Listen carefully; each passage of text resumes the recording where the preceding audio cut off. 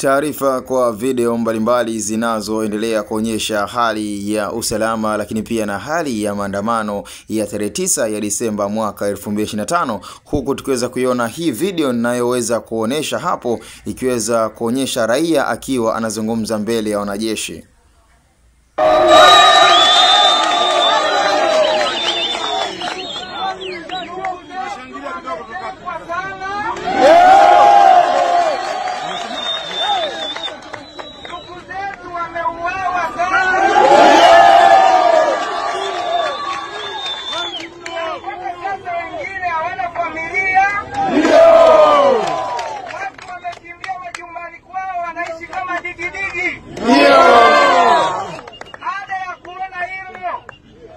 Tanzania kwa pamoja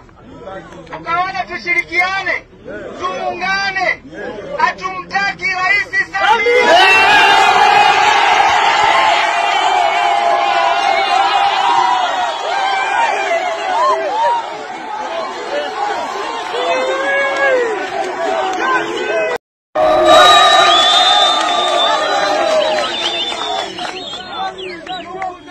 Kama ulivyoweza kuiona, hiyo ni video ambayo inaonesha raia wakiendelea kutoa ya moyoni na kuzungumza kuhusiana na matakwa ambayo wanahitaji katika taifa letu la Tanzania na kuweza kumfikia Mheshimiwa Rais Samia Suluhu Hassan. Na ndo kile ambacho kilikuwa kikiendelea kuulizwa sana katika mitandao ya kijamii na hata kwa kupitia channel yetu pendwa kabisa kuhusiana na hali halisi jinsi inavyoenda ya maandamano, na ndo baadhi ya video zinazoonesha dhahiri shairi kwamba ndo jinsi raia wanavyozungumza na wanayotoa ya maoni, huku wakiweza kuzungumzia kuhusu hali halisi ya maandamano ya amani mbele ya wanajeshi ambalo tunafahamu ni jeshi la kulinda wananchi, na wakizungumza kwa ukarimu zaidi na kuzungumza kwa yale ambayo wanahisi kabisa endapo Daktari Samia Suluhu Hassan ataweza kusikiliza na kuweza kupata ujumbe huo, basi huenda likafanyika lote lile ambalo